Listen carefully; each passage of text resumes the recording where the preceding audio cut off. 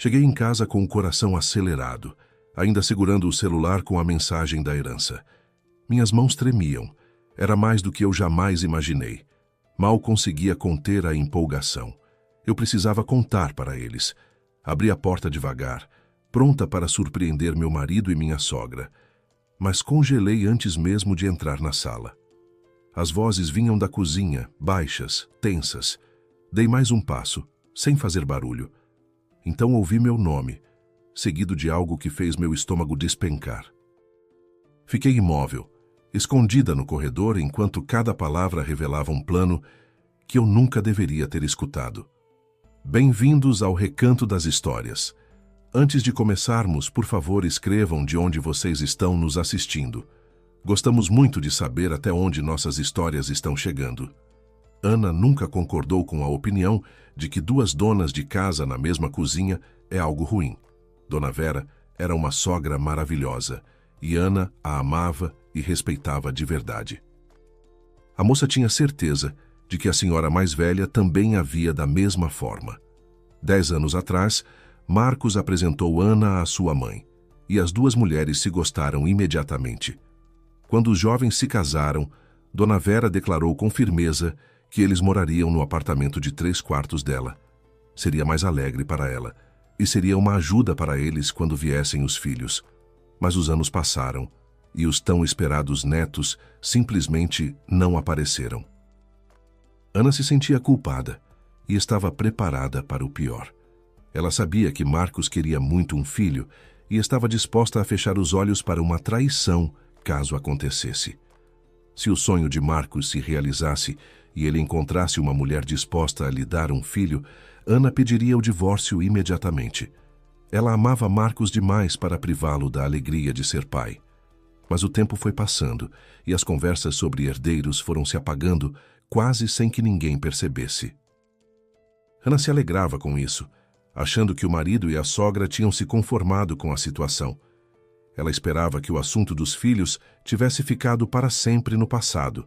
Afinal, algumas pessoas vivem a vida sem filhos.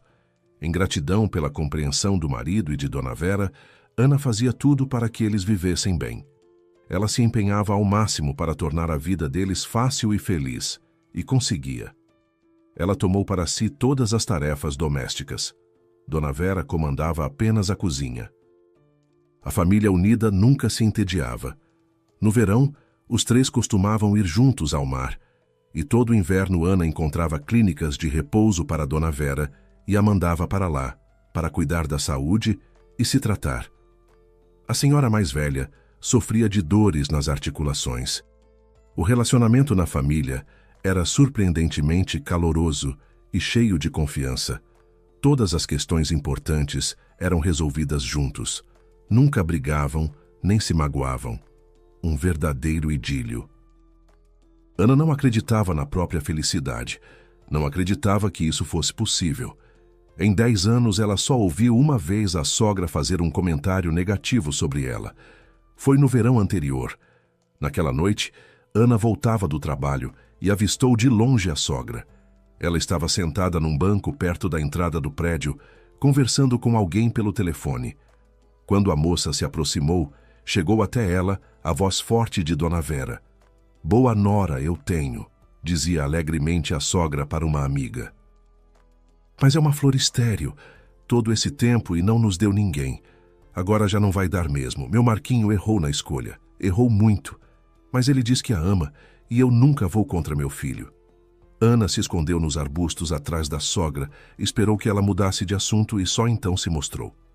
Ouvir aquilo foi triste e doloroso, mas era a verdade, então ela simplesmente engoliu a mágoa. Já havia se passado 1 ano e as palavras que a feriram iam aos poucos se apagando da memória. Chegou o verão, e a família escolhia para qual destino ir naquele ano. Dona Vera se acomodou na poltrona confortável da sala. Ela espalhou na mesinha à sua frente folhetos de cruzeiros fluviais e sorriu de forma sonhadora para a nora. "Ana, e se tentarmos um cruzeiro? Nunca naveguei por rios nem por mares. Se gostar, no ano que vem podemos juntar mais dinheiro e embarcar num grande navio pelo oceano." Ana riu alegremente. A ideia da sogra lhe agradou. Ela mal ia responder quando seu telefone tocou. Do outro lado da linha veio uma voz masculina desconhecida, bem articulada. Ribeiro Ana Cristina, respondeu ela, surpresa. Fui Ribeiro há 10 anos. Agora sou Souza, pelo sobrenome do marido. O que o senhor deseja? A sogra largou os folhetos e prestou atenção com curiosidade na conversa da nora. Uma pessoa quer muito falar com a senhora, disse o desconhecido. Ribeiro Pedro Paulo. A senhora se lembra de quem é? Oh, sim. Ana se lembrava muito bem desse homem, embora o tivesse visto por não mais de 2 minutos em toda a sua vida. Mesmo assim, aquele encontro ela guardava da primeira à última palavra. Lembro, respondeu ela friamente. E o que Pedro Paulo quer de mim? Ele mesmo vai explicar, disse o homem com calma. Agora vou passar o telefone para ele. Ana não queria falar com aquela pessoa. Até hoje, ela não o havia perdoado por aquele único encontro, numa noite fria de inverno. Não era por ela que sentia mágoa, mas pela mãe. Afinal, Pedro Paulo nem sequer havia deixado sua própria filha e a netinha pequena entrarem em casa. Ele não dera à mãe de Ana a chance de dizer que desgraça a havia levado até a casa dos pais. Aquele encontro acabou de vez com a mãe, encurtando ao limite sua vida tão breve. Mariana se foi aos 32 anos. Agora, Ana não tinha nenhuma vontade de falar com o homem que era avô de sangue dela. Ele era pior do que um estranho qualquer. Ela não desligou o telefone apenas por respeito à idade dele. Não se lembrava ao certo de quantos anos ele tinha. Sabia apenas que andava pelos 80. Alô? Soou do telefone uma voz velha e fraca. Netinha, é você? Ana torceu os lábios numa careta de desagrado. De avô ela precisava muitos anos atrás, quando todas as crianças tinham mãe e pai, avós, e ela só tinha a mãe. Uma mãe maravilhosa, extraordinária, amada, que em 2 meses foi consumida por uma doença grave. Estou ouvindo, respondeu Ana friamente. Pela voz do velho, ela percebeu que ele estava fraco e pensou que talvez estivesse gravemente doente, mas, estranhamente, o coração não se abrandou de pena por aquele parente. Ele não havia sentido pena delas e da mãe tantos anos atrás. Por que ela deveria sentir pena dele? Ana, sou seu avô Pedro, apresentou-se o velho. Ela sentiu que ele sorria ao dizer isso. Entendi, respondeu ela friamente. O que o senhor quer, Pedro Paulo? Ela não conseguia chamá-lo de vovô, a língua não obedecia. De propósito, o chamou pelo nome completo, para que ele entendesse. Ela não tinha a menor intenção de se aproximar como parente, e de qualquer forma, não precisava de família que tinha rejeitado a sua mãe. Tenho um assunto para conversar com você, netinha, disse o velho com a voz um pouco mais firme. Precisamos conversar, mas não pelo telefone. Quero te contar algo muito importante. Venha me visitar. Ana bufou pensando no que responder ao velho sem magoá-lo demais, mas também sem lhe dar qualquer esperança de reconciliação. Antes que ela abrisse a boca, o velho quase gritou no telefone. Sua mãe gostaria de ouvir isso, mas eu só fiquei sabendo há pouco que ela não está mais neste mundo. Na voz trêmula do velho soou um arrependimento genuíno. Pensei que ela ainda era jovem, afinal devia ter uns 50 e poucos anos agora. E descobri que ela já se foi há muito tempo. Venha por causa da sua mãe, não por mim.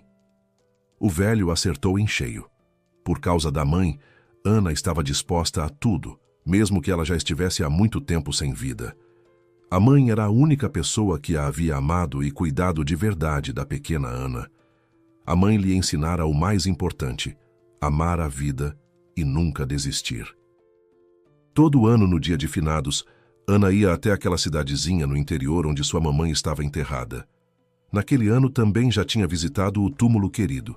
Se fosse até o avô, teria o que contar para a mãe na próxima viagem. Se for por causa da mãe, então irei, prometeu Ana com firmeza. Agora o Fábio vai te mandar o endereço, disse o velho, com a voz mais forte de alegria. Mas venha logo, estou mal, e preciso ter tempo para te dizer algo muito importante. Se não me encontrar, fale com o Fábio, ele é meu advogado. Irei em breve, prometeu Ana e se despediu. Ela se levantou da poltrona e foi até a janela. Era preciso colocar os pensamentos e a alma em ordem. Ana não imaginava que as lembranças dos avós de sua mãe seriam tão pesadas e desagradáveis para ela. O telefone deu um aviso. Era uma mensagem com o endereço do avô. Aquele endereço ela conhecia muito bem. Era para lá que elas tinham ido de táxi com a mãe, numa noite fria de inverno, 22 anos atrás. E foi de lá que o mesmo táxi as havia levado 5 minutos após a chegada. A mãe, como se pressentisse que a conversa com os pais não aconteceria, pediu ao taxista que esperasse uns 15 minutos, e bastaram 5. Ana calculou que a viagem até a casa do avô no interior levaria cerca de um dia inteiro. Na manhã seguinte, ela pediria folga no trabalho e iria até ele. Dona Vera olhava para a nora e percebia que ela estava abalada pela conversa que havia acabado de ter. Ana, não entendi nada. Com quem você estava falando? Foi uma conversa desagradável. Você está com a cara branca. A moça sentiu que precisava desabafar. Ela nunca havia contado ao marido e à sogra sobre a própria família. Não queria que sentissem pena dela. Tudo havia acontecido 28 anos atrás. Ana tinha 1 ano e meio. Junto com a mãe alegre e bonita, que se chamava Mariana, e o pai, eles moravam numa cidadezinha no interior, num apartamento de 2 quartos pertencente ao pai. O homem viajava muito a trabalho. Em uma dessas viagens, conheceu uma agradável dona de agência de turismo, moradora da capital, não tão jovem, mas bastante abastada. Por essa mulher e pelo seu negócio sólido, ele estava disposto a tudo, inclusive a abandonar a sua companheira com uma filha de 1 ano e meio. E para não passar vergonha diante da nova escolhida, para mostrar que também tinha dinheiro, expulsou Mariana com a filha e vendeu o apartamento que lhe pertencia. Depois disso, Ana nunca mais soube nada sobre o pai. Já a mãe precisou imediatamente arranjar um trabalho que oferecesse moradia. Foi assim que ela se tornou faxineira numa UBS da cidade, onde conseguiu um pequeno quarto no alojamento dos funcionários. Mariana tinha parentes, pai, mãe e um irmão. Mas o irmão não podia ajudá-la. Ele mesmo precisava de ajuda, pois estava apenas no 2º ano da faculdade. Com a compreensão dos pais, Mariana também não podia contar. Quando ela os apresentou ao namorado, o pai severo disse logo que se ela se envolvesse com aquele homem, jamais cruzaria a soleira da casa dos pais. O pretendente lhe parecia irresponsável e leviano demais. Contra tudo isso, Mariana escolheu o amor. Pouco depois, percebeu que o pai havia tido razão. O homem nunca se casou com ela. Simplesmente moraram juntos. E depois que esse homem irresponsável a abandonou com a filha, Mariana e Ana viveram por 6 longos anos naquele quartinho de alojamento. De dia, a mãe trabalhava como faxineira na UBS e de madrugada, antes do trabalho, quando a maioria das pessoas ainda dormia, ela ia limpar as escadarias de 2 prédios vizinhos. Pagavam uma miséria nos 2 lugares, mas Mariana só podia contar consigo mesma. Quando Ana completou 8 anos, na mesma UBS onde a mãe limpava o chão durante um exame médico de rotina, comunicaram a ela uma notícia terrível. Suspeitava-se de um tumor. Mariana foi rapidamente encaminhada para exames e recebeu o diagnóstico: oncologia de curso rápido. Mariana era uma pessoa forte e suportou o golpe. A única coisa que mais temia no mundo era deixar a filha desamparada. Por isso, engolindo o orgulho, viajou até a casa dos pais no interior para pedir ajuda. Queria pedir que ficassem com a menina quando a doença a vencesse e a filhinha ficasse completamente sozinha. Ana se lembrava muito bem de como elas chegaram de táxi até o interior com a mãe. Era quase 1h da manhã. A mãe pediu ao motorista que esperasse uns 15 a 20 minutos. Disse que talvez fossem embora logo. Ela mesma pegou pela mão a filha sonolenta, ainda no 2º ano escolar, e bateu na porta da casa dos pais. Ana sentia que a mãe estava muito nervosa, mas ela segurava com força a mãozinha da filha e nem ouvia o que a menina lhe dizia. Quando a porta se abriu, Ana viu o avô na soleira. Era um homem grande, quase 2 metros, forte e nem tão velho assim. "Mari, é você?" perguntou o pai com impaciência. O que veio fazer aqui? Tínhamos um combinado. Você escolheu o homem, então vá embora para ele. Ai, pai, preciso conversar, pediu Mariana com a voz embargada, tentando passar pelo pai e entrar na casa. Mas ele abriu bem as pernas e estendeu os braços, ocupando toda a largura da porta, e disse com severidade: O que veio me contar? Que seu homem anda por aí com outras mulheres, eu te avisei. Estava escrito na cara dele que era mulherengo. Não acreditou no pai. Agora aguente. Eu e sua mãe estamos magoados com você. Não precisamos de uma filha tão desobediente. Acabou. E bem diante do nariz da filha e da netinha, o avô bateu a porta. Ana olhava para a mãe desconcertada, enquanto ela ficou parada, como estaca, no alpendre da casa dos pais, sem saber o que fazer. Ana puxou a mãe de volta para o táxi que as esperava. Conversaram? Perguntou em voz baixa o motorista mais velho mal elas se acomodaram. Ele não havia ouvido a conversa, mas viu tudo. Sem precisar de palavras, ficou claro que naquela casa ninguém esperava as visitas. Nem as tinham convidado a entrar. Não se preocupe, filha, vocês vão fazer as pazes. Tentou o homem suavizar a situação, olhando para Mariana, que chorava em silêncio. As pessoas sempre se perdoam, mais cedo ou mais tarde. A vida é tão curta, não se deve desperdiçá-la em mágoas. Na próxima vez que vier, vocês fazem as pazes. Pode acreditar em mim. O motorista não sabia.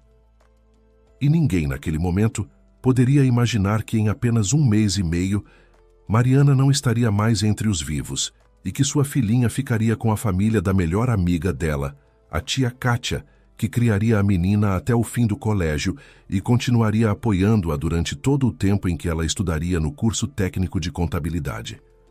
Durante todo esse tempo, Ana se esforçou para não se lembrar dos acontecimentos daquela noite terrível.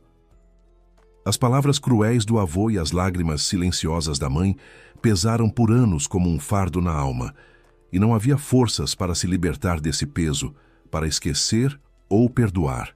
E então, naquele dia, o avô mesmo havia dado sinal de vida e pedido um encontro. Ana não tinha nenhuma curiosidade pelo que ele tinha a dizer. Queria apenas vê-lo, para depois, no túmulo da mãe, contar como ele havia ficado e o que queria dizer. Aninha, mas o que ele quer de você? Perguntou Dona Vera após ouvir as lembranças da nora com compaixão.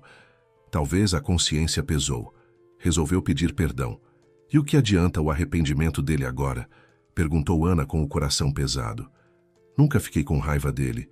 Nem o considero parente. Mas com a minha mãe ele foi muito cruel. Por causa da minha mãe, nunca vou perdoá-lo. E exatamente um dia depois, já no fim da tarde, Ana chegou de táxi à casa do avô no interior.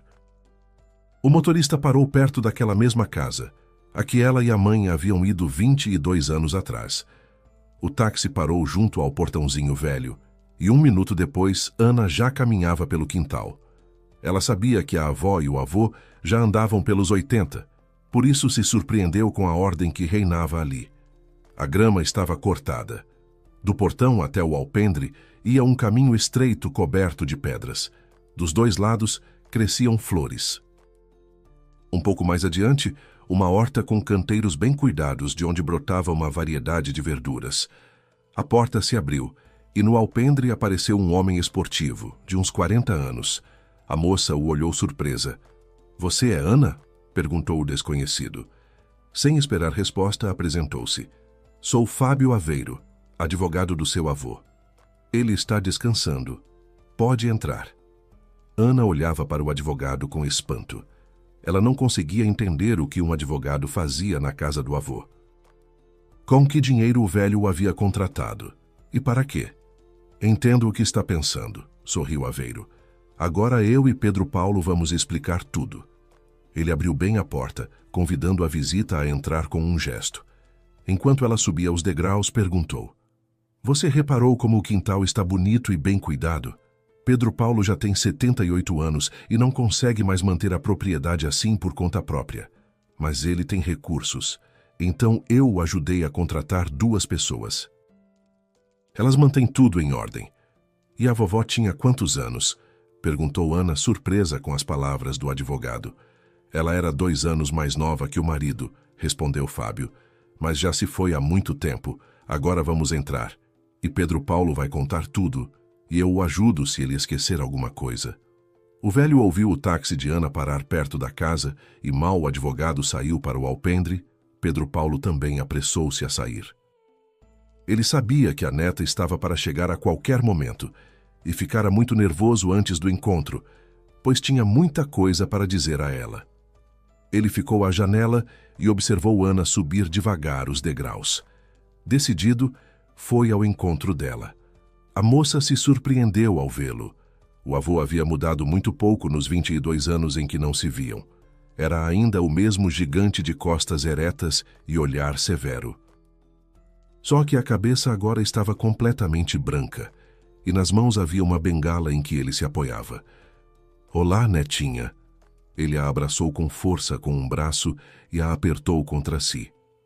"Obrigado por ter vindo. Eu duvidava. Achei que você estava magoada comigo." "Não," respondeu Ana com frieza. "Mas quero avisar que vim por pouco tempo. Portanto, se o senhor queria me dizer algo, não vamos perder tempo." Enquanto a moça dizia isso, percorreu com o olhar os cômodos da casa e ficou surpresa. Por dentro, a moradia parecia mais um apartamento moderno de cidade do que uma casa no interior. Fábio os conduziu até a sala. Ali havia reforma recente e móveis modernos. Ana não parava de se surpreender. Pelas palavras da mãe, ela se lembrava de que os avós eram pessoas muito pobres. Era difícil entender de onde um velho do interior havia tirado dinheiro para reforma e advogado. A moça esperava as explicações com curiosidade. Depois que o avô e Ana se sentaram à mesa, Fábio trouxe da cozinha uma bandeja com xícaras de café e um pratinho de biscoitos, mas Pedro Paulo nem olhou para o café. Olhou fixamente para a neta, depois lhe sorriu e disse com pesar: "Sei, netinha, que fiz muita coisa errada.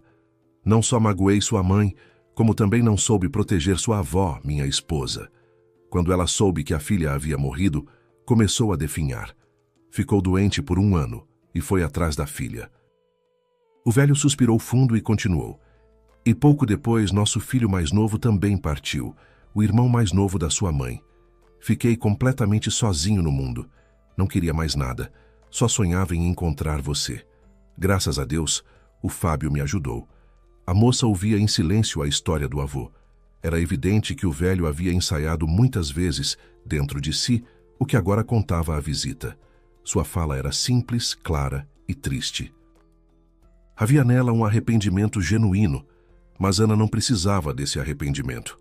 Ela olhava para o avô e sentia no fundo da alma apenas um vazio. Não havia pena por ele, nem bondade, nem amor. Ele era para ela uma pessoa comum, um encontro casual.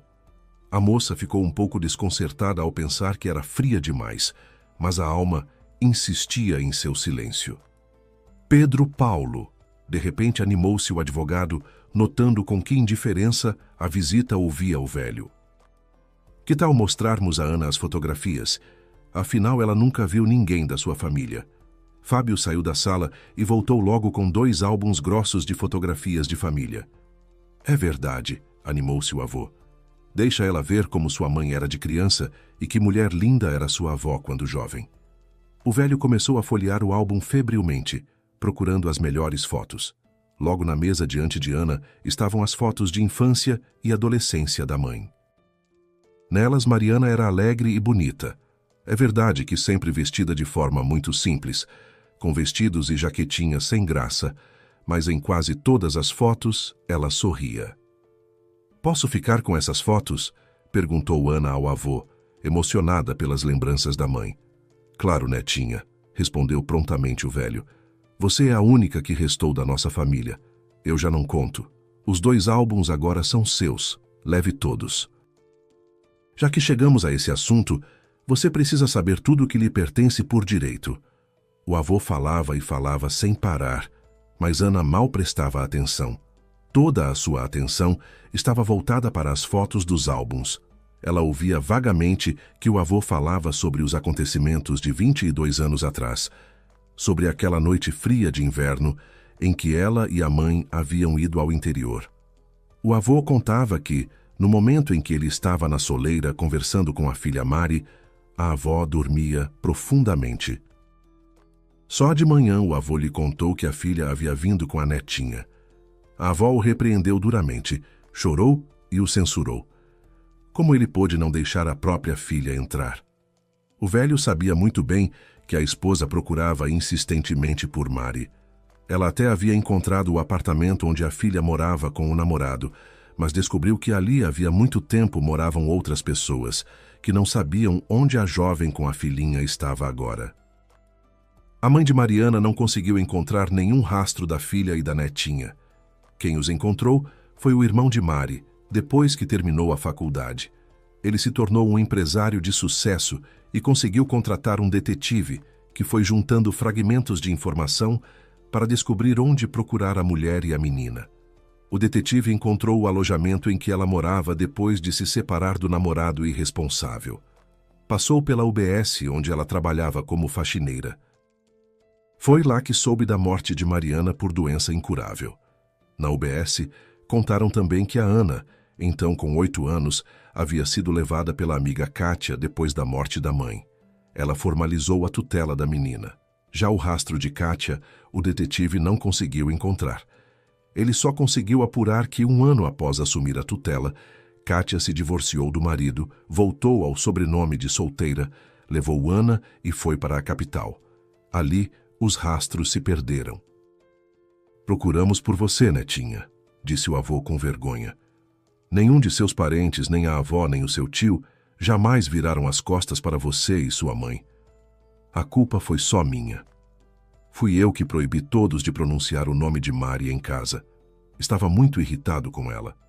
Ela era uma moça linda. Os rapazes bons e confiáveis se interessavam por ela. Ela escolheu aquele metido à besta da capital." O advogado notou que a face de Ana se fechou e se apressou a mudar de assunto. "Tana", disse ele com firmeza, "Pedro Paulo está cansado, vamos deixá-lo descansar. O que ele ainda não contou, eu explico rapidinho." O velho obedientemente se levantou e foi para o seu quarto. Ana aguardava o que Fábio lhe diria. O advogado confessou que estava surpreso com a agitação de Pedro Paulo ao rever a neta. Normalmente, ele era calado e severo, e naquele dia havia falado sem parar. "Perdoe-o, Ana", disse Fábio, olhando nos olhos da visita com seriedade. Ele pagou um preço muito alto pela sua decisão de afastar a filha. Ficou falando de tudo aqui, mas o mais importante esqueceu de mencionar de tanto nervoso. O advogado contou que assim que descobriram onde Mariana estava enterrada, o avô passou a ir regularmente ao cemitério visitar a filha. Ficava sentado longamente ao lado do túmulo, chorava, pedia perdão. E agora queria muito colocar para ela uma lápide bonita e caprichada. Os artistas já haviam feito um esboço do monumento, mas ele não se decidia a encomendar sem a aprovação de Ana. Esperava que cedo ou tarde a encontraria. Fábio disse que no dia seguinte estava planejada uma visita ao cemitério onde estavam a avó, o tio e a mãe de Ana. Convidou-a a se juntar. Ana aceitou de bom grado. A moça admitiu para si mesma que não sentia raiva da avó nem do tio. Ao contrário, sentia carinho e gratidão por terem amado, lembrado e procurado ela e a mãe. "Não entendi." Aproveitou um momento oportuno para perguntar a Ana. "Você mora aqui com Pedro Paulo?" Fábio Aveiro sorriu e respondeu. "Fui amigo do seu tio. Trabalhava como advogado na empresa dele. Ele tinha uns 30 anos quando fez o testamento. Viajava muito a trabalho. Praticava esportes de risco. Tinha medo de que algo pudesse lhe acontecer. Aos 38, ele morreu num acidente. Desde então, eu tomo conta dos seus assuntos.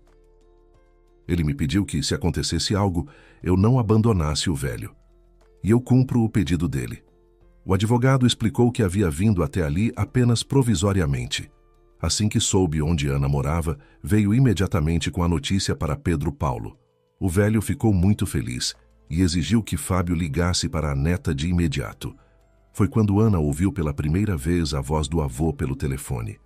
Fábio explicou detalhadamente que, no restante do tempo, 2 pessoas cuidavam de Pedro Paulo. Na manhã seguinte, elas deveriam chegar. Um casal de moradores da região, pessoas muito boas, honestas e trabalhadoras. Pedro Paulo os pagava, e eles faziam em casa e no quintal tudo o que ele pedia.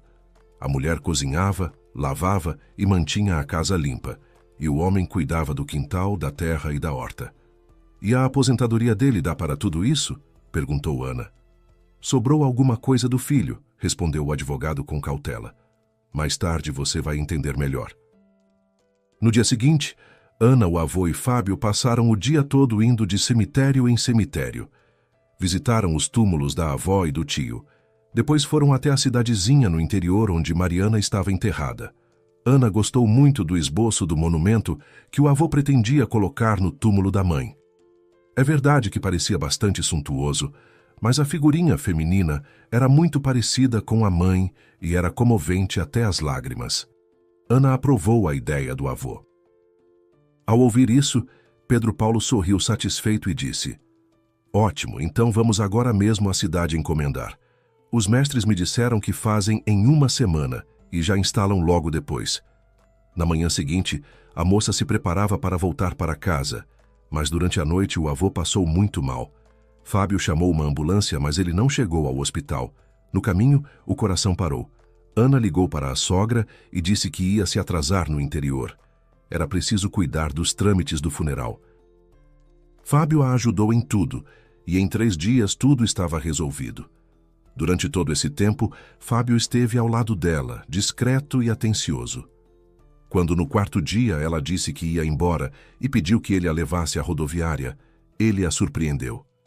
"Ana, você vai precisar ficar mais um dia. Acontece que Pedro Paulo deixou um testamento. Tudo o que tinha, ele legou a você. Vamos amanhã ao cartório e abriremos o processo de inventário, para que você não precise voltar aqui especialmente para isso." Ana percorreu com o olhar a sala em que estavam sentados e disse que, para ser honesta, aquela herança não lhe servia de muito. Não pretendia morar no interior. Ir até lá no verão era longe demais e dificilmente conseguiria um preço decente pela casa numa região tão isolada.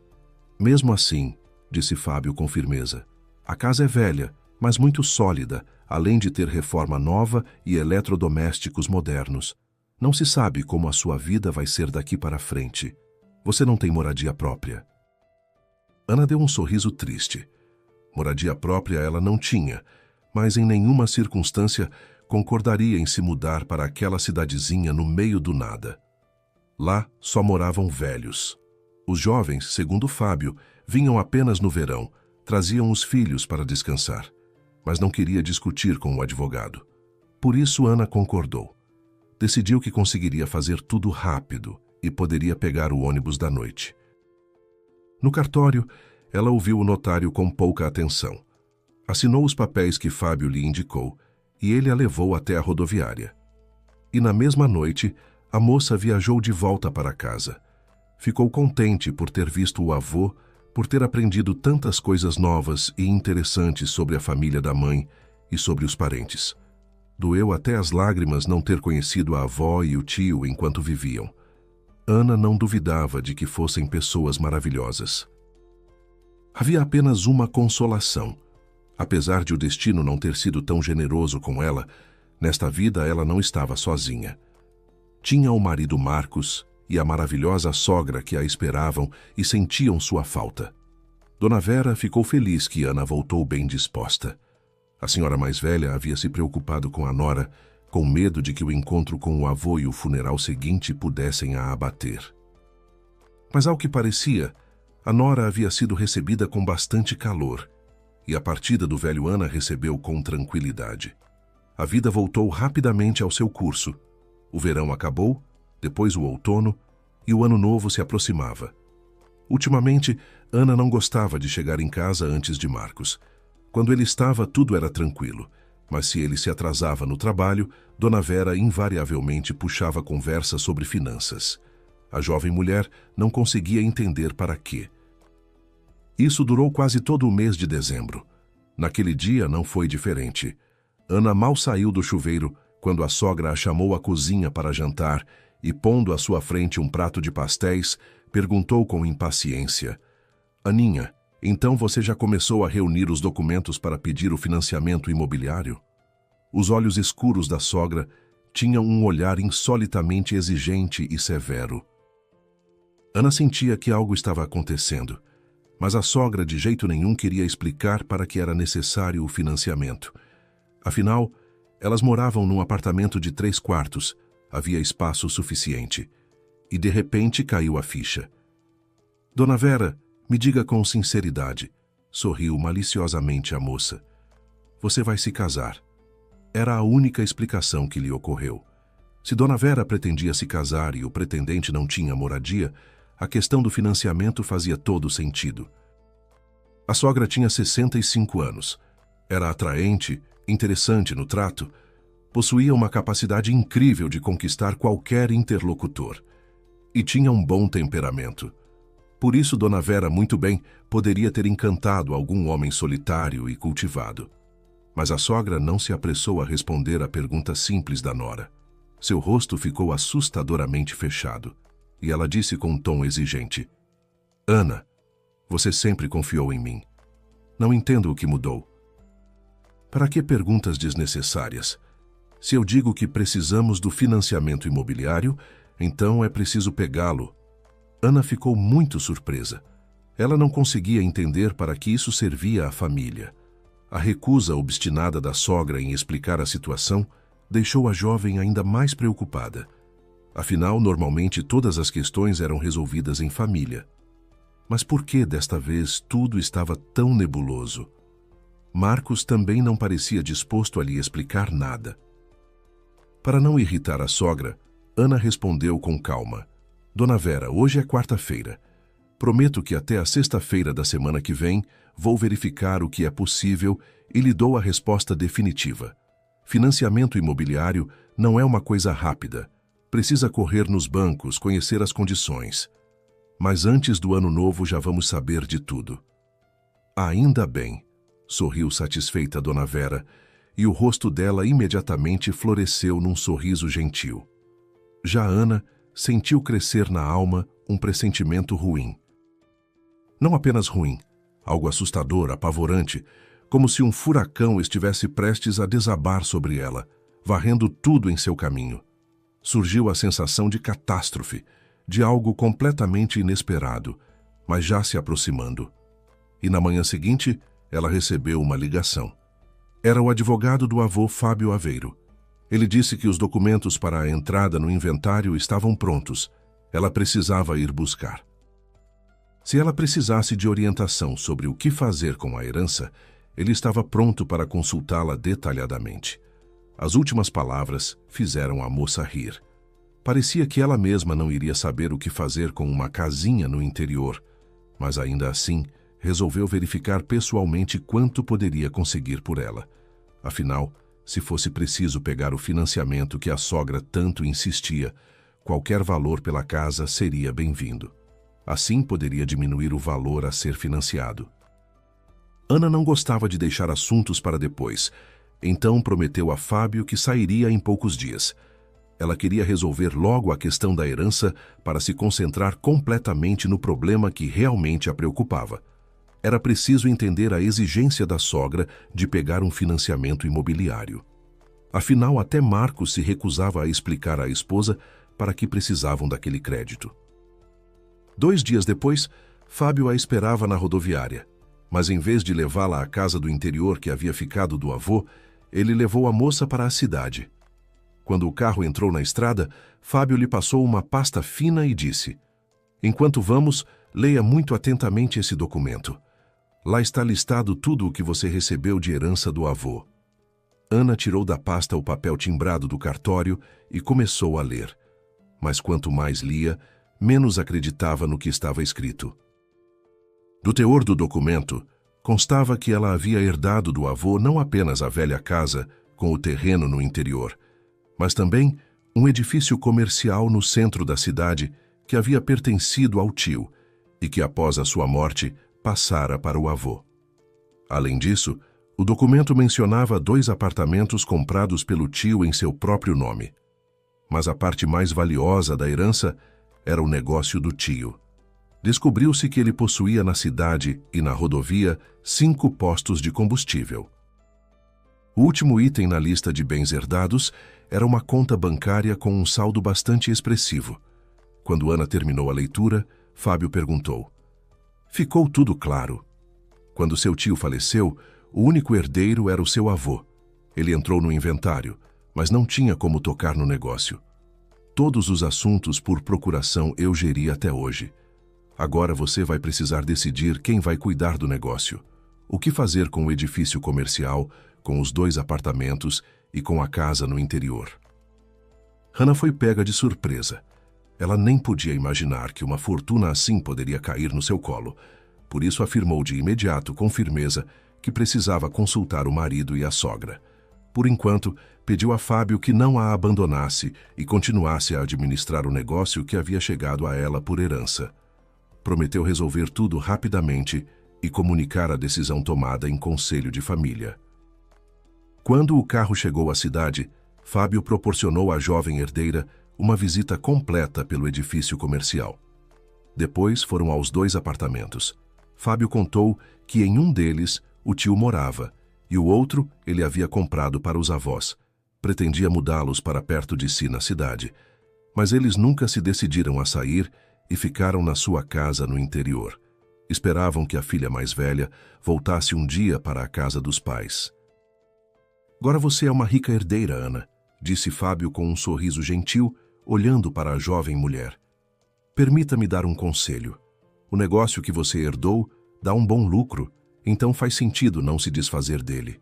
Se seu marido não quiser tocá-lo, você sempre pode contratar um gerente de confiança para coordenar tudo." "Obrigada, vamos pensar", prometeu Ana. A herança causou nela uma forte impressão. Ela não tinha muita noção de valores de mercado, mas sabia que um edifício comercial de 2 andares bem localizado, 2 grandes apartamentos e até a casinha no interior representavam um patrimônio considerável. Era muito conveniente.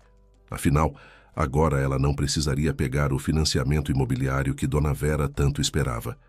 A despedida de Fábio foi calorosa, como entre amigos. Ana era grata a ele pela ajuda, pela paciência, pela lealdade ao tio e ao avô, que ele não havia abandonado num período difícil da vida.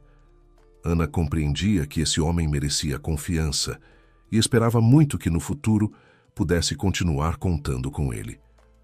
Um dia depois ela voltou para casa. Era já fim da noite. O humor de Ana estava ótimo. Ela subia no elevador até o seu andar e imaginava, com um sorriso feliz, como contaria agora ao marido e à sogra sobre a herança inesperada. Não duvidava nem por um segundo de que Dona Vera ficaria imensamente feliz por ela. Imaginava também como resolveriam juntos o que fazer com o negócio, o edifício comercial e os apartamentos recebidos de herança, e no que investiriam o dinheiro da conta. Ana saiu do elevador, chegou até o apartamento e, para não incomodar a sogra e o marido, abriu a porta com a sua chave, começou a tirar as botas e, de repente, ouviu a voz envergonhada do marido, vindo da cozinha. "Me perdoa, mãezinha. Eu não pude te contar sobre isso logo. Tinha medo de que você ficasse brava comigo. Afinal, você tinha criado tanto carinho pela Ana. Eu não queria te magoar." "Que bobo você é, Marquinho", respondeu a mãe em voz baixa, e na voz dela havia lágrimas. Ana tinha a impressão de que a sogra estava prestes a chorar.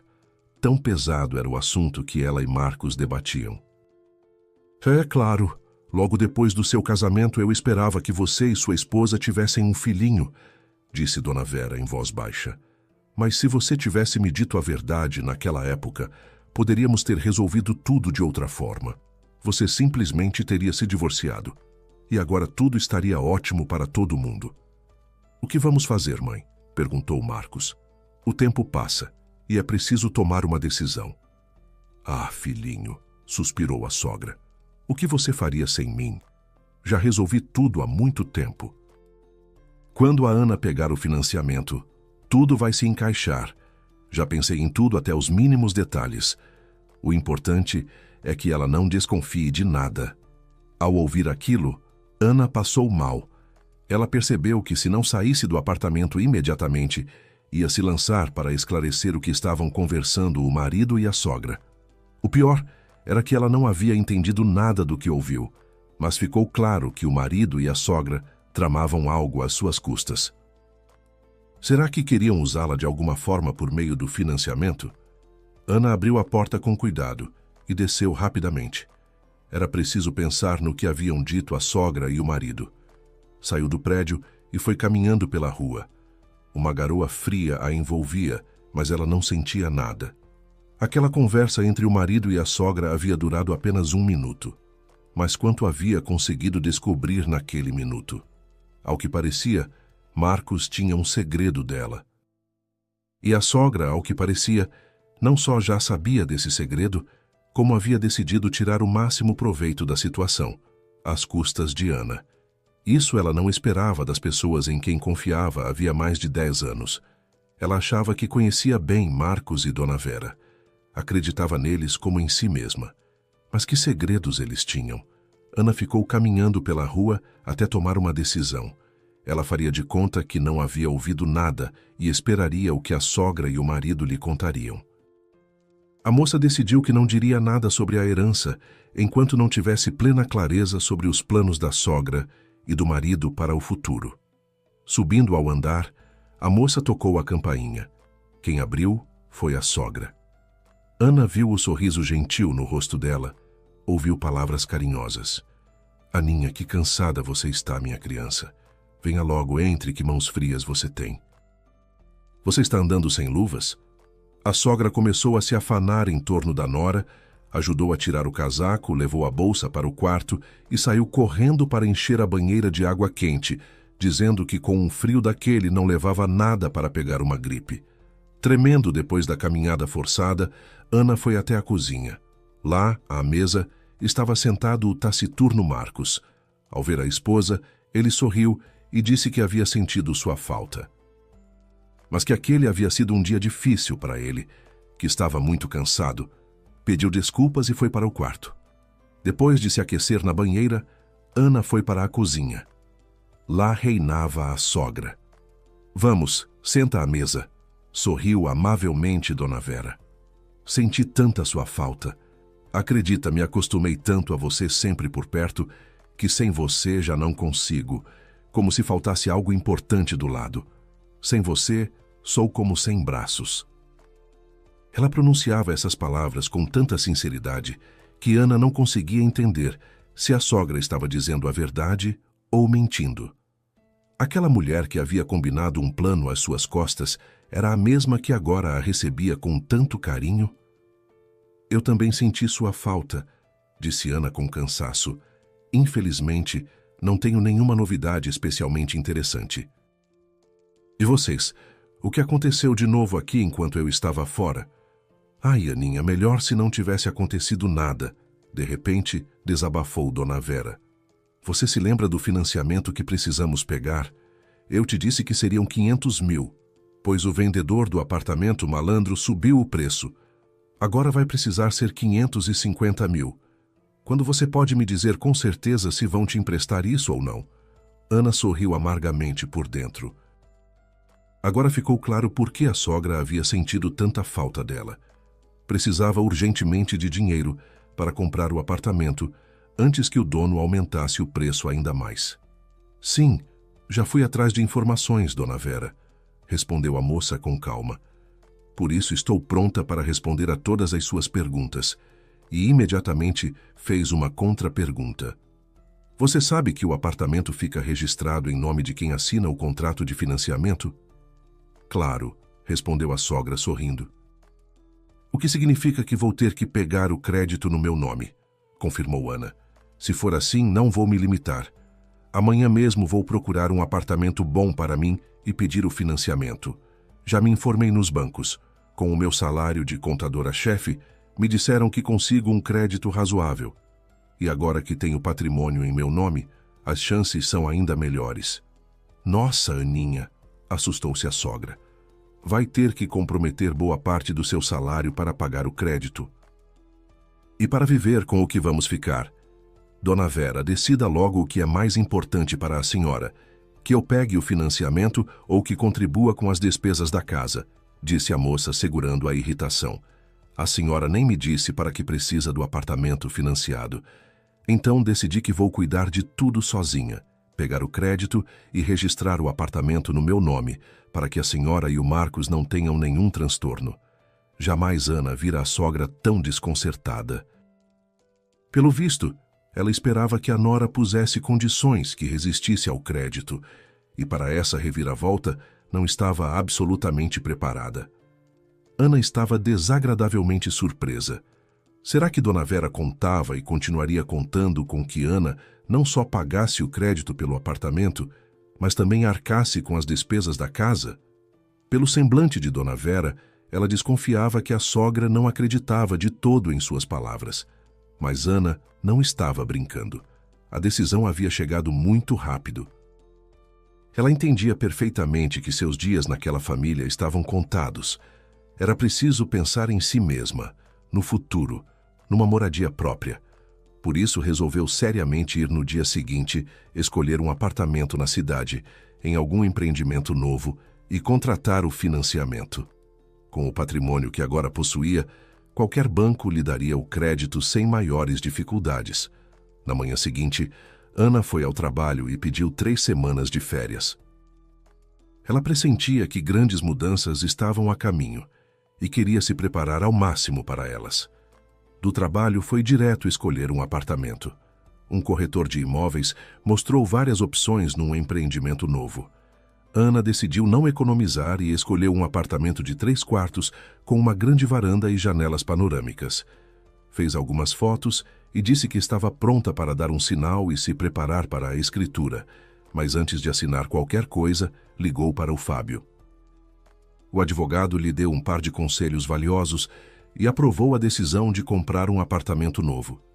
Disse que, se necessário, era possível vender algum bem da herança para quitar parte do financiamento antecipadamente e reduzir os juros. À noite, Ana mostrava as fotos do apartamento escolhido para a sogra e o marido. "Que beleza, quanto custa?" perguntou Dona Vera, esfregando as mãos de alegria e com os olhos brilhando de entusiasmo. "Quase 1 milhão", respondeu a nora. Aliás, o banco informou que, como sou casada, o Marcos precisaria aparecer para assinar a anuência, já que o imóvel estaria no meu nome. Só que, nesse caso, se eu deixasse de pagar, o bem conjugal poderia ser atingido. "Nossa, Aninha", preocupou-se a sogra. "Não quero que os dois se metam numa dívida assim.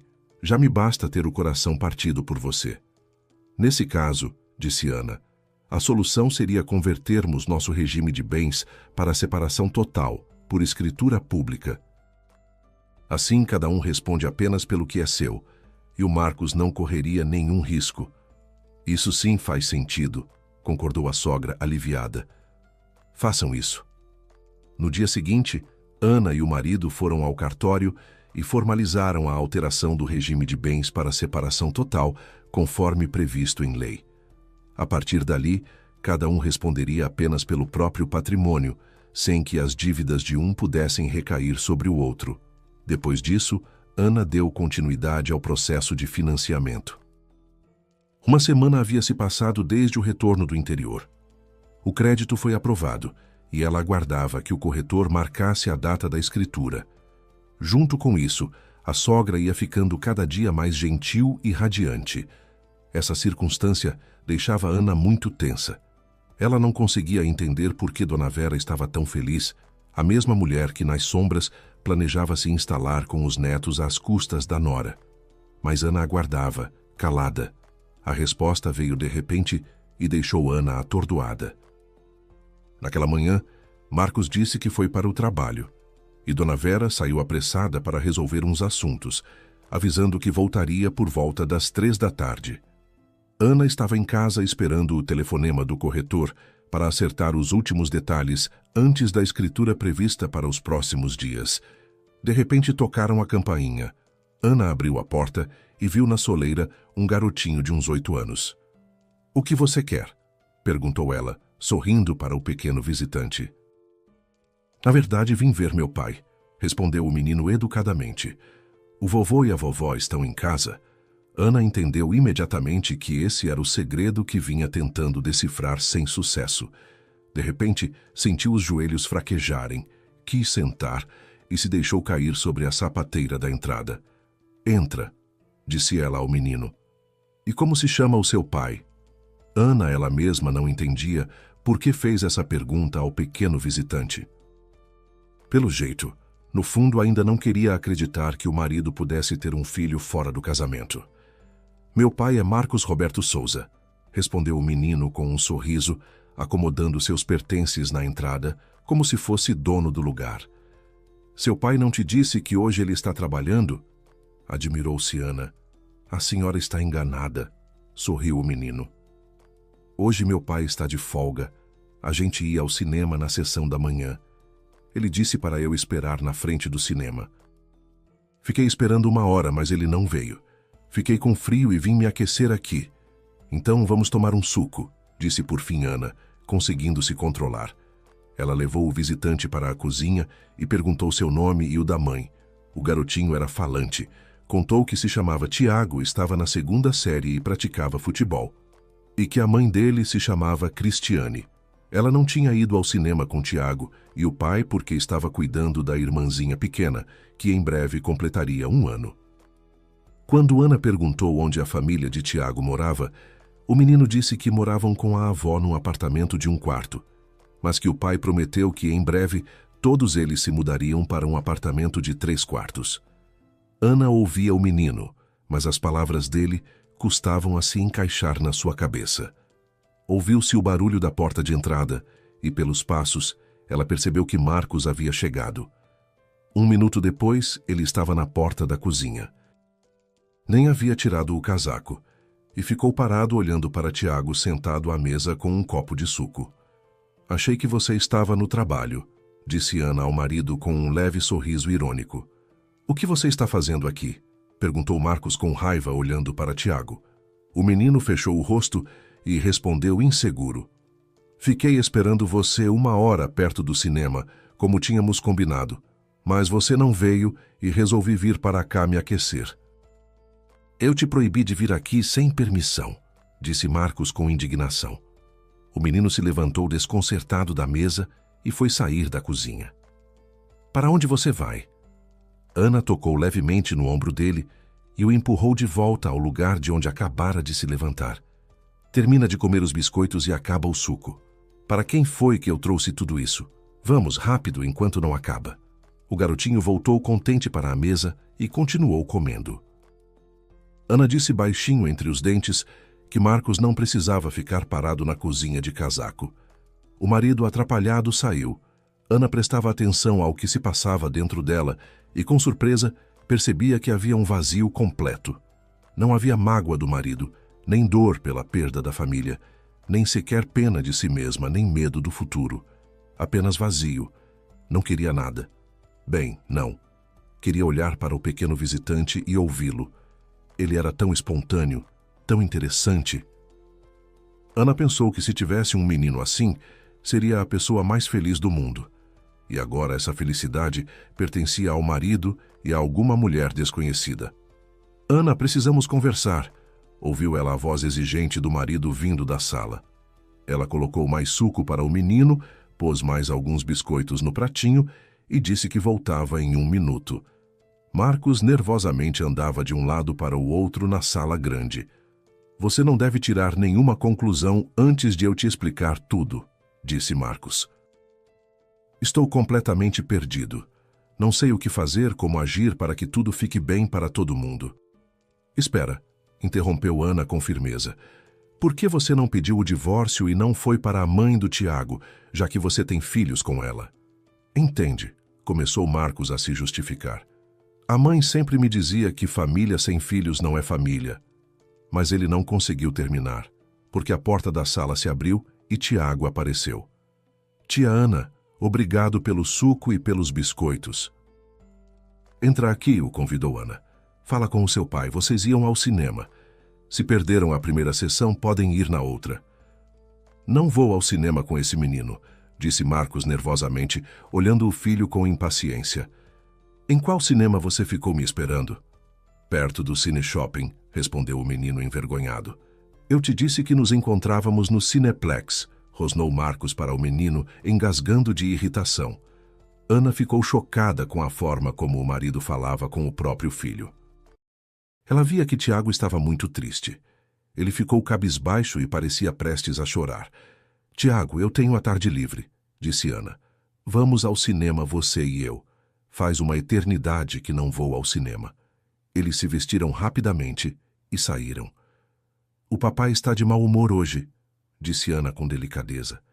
Ele costuma falar assim com você? O menino confessou com a voz baixinha que Marcos sempre gritava com ele e o chamava de nomes, de incapaz e preguiçoso. E que sabia por que o pai o tratava assim. Por quê? Perguntou Ana com pena. Porque eles e a mamãe não gostam de mim. Quando eu era pequenininho, a mamãe me deixou num abrigo. Aí, quando o papai ficou sabendo, obrigou a mamãe a me buscar. A mamãe não queria, mas o papai prometeu que ia se casar com ela e a gente ia morar todo junto. A mamãe me buscou e o papai nunca veio morar com a gente. Agora os dois ficam bravos comigo o tempo todo. Ana ficou em silêncio por um instante. O único ponto claro era: aquele menino havia tocado um destino muito duro. Nem com a mãe nem com o pai encontrava acolhimento. Era difícil dizer qual dos dois genitores daquele menino maravilhoso era pior. Você é tão especial, disse Ana depois de ouvir a triste confissão da criança. Que pena que você não é meu filho. Como eu gostaria de ter um menino igualzinho a você. Tiago sorriu em silêncio para Ana. Ela também lhe tinha caído muito no coração, mas ele não se atreveu a dizer isso. Suspirou fundo e disse: ainda bem que pelo menos a irmãzinha a mamãe ama. Não grita com ela. Eu já me acostumei a ser chamado de nomes.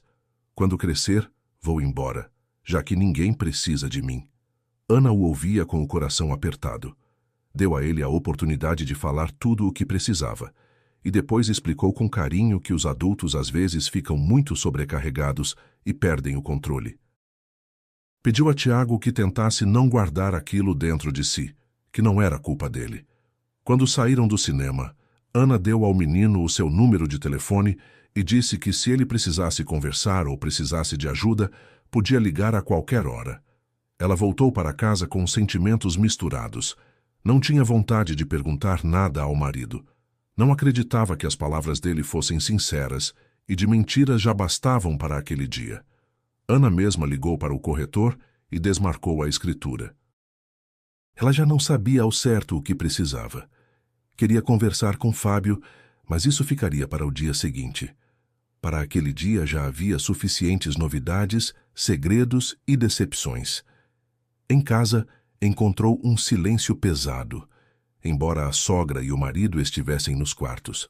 Mal ela entrou na cozinha, Marcos apareceu logo atrás. Ana, a mamãe está chamando você para a sala. Precisamos conversar todos juntos. Ana foi a contragosto e se sentou numa poltrona. A vida é terrível, injusta e cruel, disse Dona Vera com um suspiro. Veja o que os pais de sua mãe fizeram com ela e com você.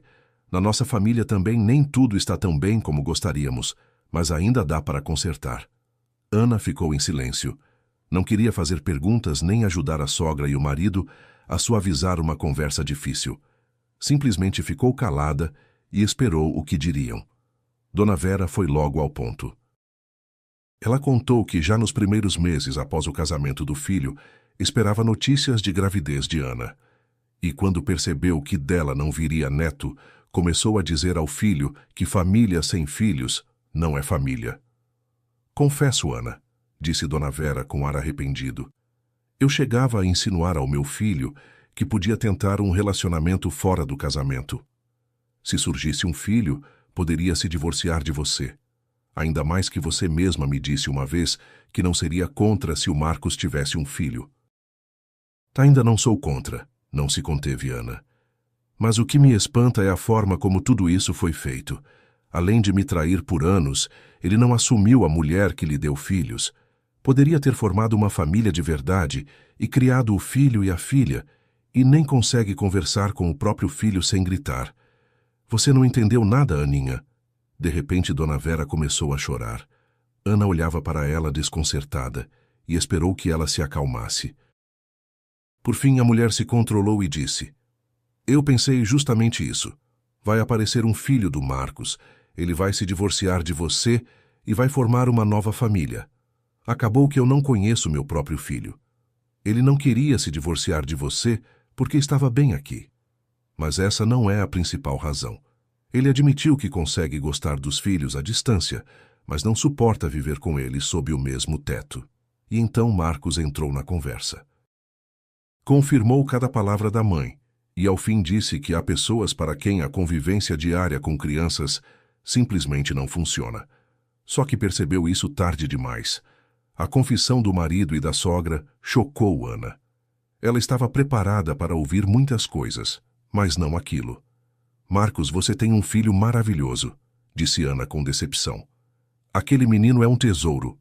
De longe é que ele te parece maravilhoso, respondeu Marcos com impaciência. Conviver com ele no dia a dia é outra coisa. Ana observava o marido com espanto, enquanto ele, de pé, começava a descrever com irritação o quanto a convivência com os filhos o esgotava. O Tiago queria jogar bola, ir ao cinema, ao parque, e não parava de fazer perguntas sobre tudo: espaço, animais, como as coisas funcionavam. E a filhinha pequena, então, quando a mãe saía e o deixava com ela por 1 hora, a menina exigia atenção constante, chorava, precisava ser trocada, alimentada, amparada a cada instante. Isso não é para mim, você entende? Disse ele a Ana com franqueza amarga. Mas eu estava conseguindo lidar com tudo, até que a Cristiane disse que ia te contar tudo. Marcos confessou que não queria uma reviravolta em casa, mas não sabia como conter a situação. Por isso, 1 mês atrás, contou tudo para a mãe, e ela elaborou o plano com o financiamento. Dona Vera havia pensado em tudo. Ana pegaria o crédito, ela e Marcos se mudariam para o apartamento financiado, e Dona Vera ficaria no apartamento de 3 quartos com os netos e a mãe deles. A Ana diria que havia sublocado 2 quartos para uma mãe solo com 2 filhos pequenos. Embora, para ser honesta, acrescentou a sogra, baixando a voz, os meninos também não me cativaram muito. A Cristiane quer até mandar o Tiago de volta para o abrigo. Diz que não consegue lidar com ele. Que não obedece, que dá muito trabalho. Aquilo Ana não conseguiu suportar. Mandar um filho para um abrigo com os pais vivos era algo que ela simplesmente não conseguia compreender. Ainda mais tratando-se de um menino como o Tiaguinho, curioso, educado, cheio de vida. Ana não conseguia mais ficar naquela sala, ouvindo aquelas pessoas que até aquele dia havia considerado boas e honestas. Sem dizer uma palavra, levantou-se, pegou o casaco na entrada, calçou os sapatos e saiu porta afora. Ela já sabia que não voltaria a morar naquele apartamento.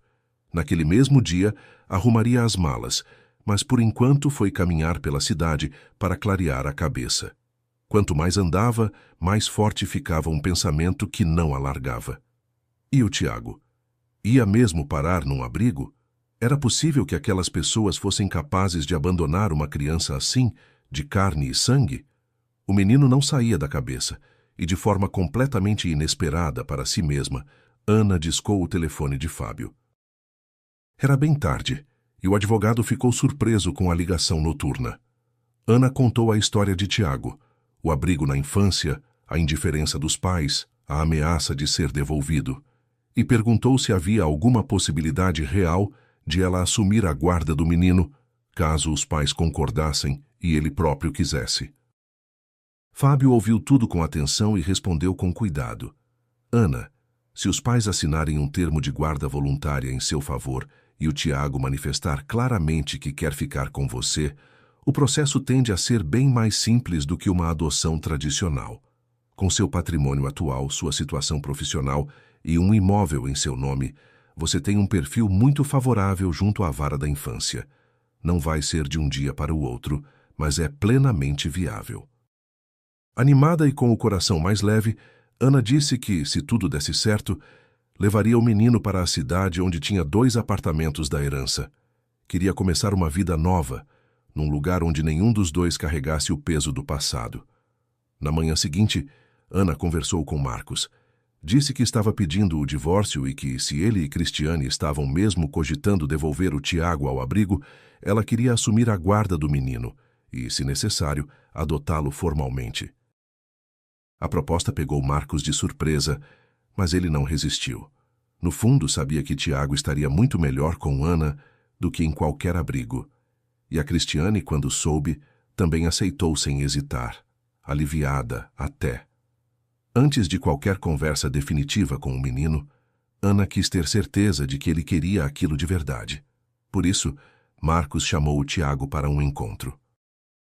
Sentaram-se os quatro à mesa, e Marcos perguntou ao filho com cuidado: "Tiaguinho, como você se sente quando está com a tia Ana?" O menino respondeu sem titubear, com um sorriso aberto: "Ela é a única pessoa que me ouve de verdade." Ana sorriu para ele e disse com gentileza: "Tiago, se você quiser, eu posso ser sua mãe. A gente vai morar junto, você vai ter o seu próprio quarto e a gente vai ao cinema, ao campo de futebol, vai ler livros juntos. Mas só se for o que você quiser." O menino olhou para ela por um instante, como se precisasse ter certeza de que era real. Depois assentiu com a cabeça, os olhos brilhando. Marcos tentou sugerir que os dois continuassem juntos como família, mas Ana foi direta: "Não, Marcos. Depois de tudo o que aconteceu, não tem como. Você e eu chegamos ao fim." "Mas você não tem moradia própria", ele insistiu. "Sem um imóvel registrado no seu nome, vai ser mais difícil na justiça." "Você está enganado", respondeu Ana com calma. "Tenho 2 apartamentos, um negócio que funciona, uma conta no banco. Tenho tudo o que preciso. O que me faltava era o Tiago. E agora ele vai estar comigo." Ela se voltou para o menino e disse que iam morar juntos num apartamento grande e cheio de luz. Que ele teria um quarto só dele, onde poderia guardar a bola, os livros, tudo o que quisesse. Tiago ouvia Ana com os olhos arregalados, como quem ainda não acredita que a sorte pode mudar de lado. E pensava em silêncio que nunca ninguém havia falado com ele assim, com tanta calma, tanta seriedade, tanta ternura. Os meses seguintes foram intensos. Ana pediu o divórcio, deixou o apartamento da sogra e instalou-se provisoriamente num dos imóveis da herança enquanto o processo corria. Com a ajuda de Fábio, que conhecia os trâmites bem, e com a concordância expressa de ambos os pais biológicos, a guarda de Tiago foi transferida para Ana sem grandes obstáculos. O menino foi ouvido pela assistente social, disse claramente onde queria estar, e o juiz homologou o acordo. 2 meses depois da última conversa naquela sala, Ana e Tiago desembarcaram na cidade, onde começariam uma nova vida. Fábio os esperava, como sempre, discreto, presente, confiável. Ele os ajudou a se instalar no apartamento que havia sido do tio de Ana, comprou junto com Tiago os móveis que faltavam, montou prateleiras, pendurou quadros. Nos fins de semana, mostrava a cidade para os dois, levava-os para passear, tomar sorvete e explorar novos cantos. Com o tempo, aquele trio foi se tornando algo mais do que amizade. Ana via em Fábio um homem de palavra, que cumpria o que prometia, fosse para um velho solitário no interior ou para uma criança que precisava acreditar nos adultos. E Tiago, que desconfiava de quase tudo, foi abrindo exceções para ele. Perto do verão, numa tarde tranquila no apartamento, Fábio pediu Ana em casamento. Ela disse que sim. Para a lua de mel foram 3.